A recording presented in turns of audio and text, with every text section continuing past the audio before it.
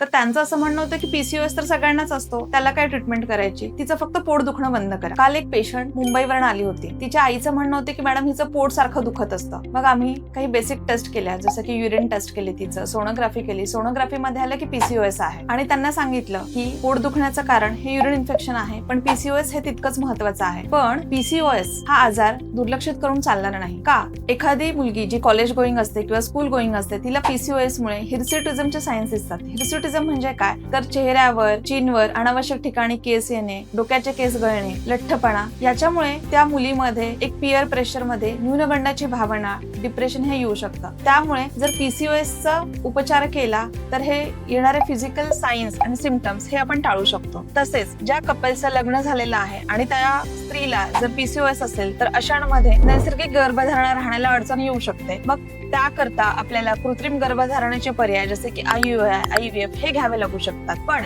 जर वेळीच आपण पीसीओएस आहे हे मान्य केलं आणि त्याच्यावर असणारी उपचार पद्धती जर घेतली तर या सगळ्या गोष्टींपासून आपण स्वतःचा बचाव करू शकतो. तर त्याचे काय काय दुष्परिणाम होऊ शकतात, त्याची ट्रीटमेंट का आवश्यक आहे याविषयी आपण आज बोलूया. ज्यांची फॅमिली कंप्लीट आहे अशांमध्ये पीसीओएस मुळे शुगर, ब्लड प्रेशर यांचा धोका तर वाढतोच, त्याचबरोबर ओव्हेरियन कॅन्सर आणि एंडोमेट्रियल कॅन्सर म्हणजे अंडाशयाचा आणि गर्भपिशवीचा कर्करोग याचंही प्रमाण वाढलेलं दिसून येऊ शकतं. त्यामुळेच पीसीओएस कडे दुर्लक्ष करू नका, योग्य वेळी त्याची ट्रीटमेंट करून घेणं गरजेचं आहे.